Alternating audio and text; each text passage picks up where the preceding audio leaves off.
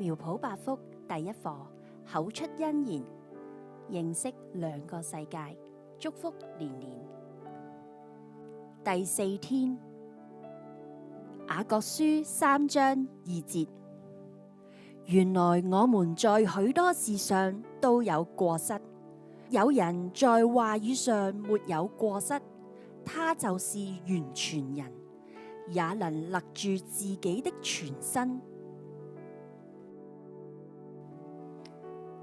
親愛的主耶穌，我承認自己在話語上有過失，求主赦免我，求主幫助我更多讀聖經，讓我裏面能充滿感恩積極的思想，愛身邊的人。奉主耶穌基督的名宣告，我有屬神的恩寵。我在工作上有卓越的表現，得着上司下屬的信任，有合宜的互動和對答。阿們。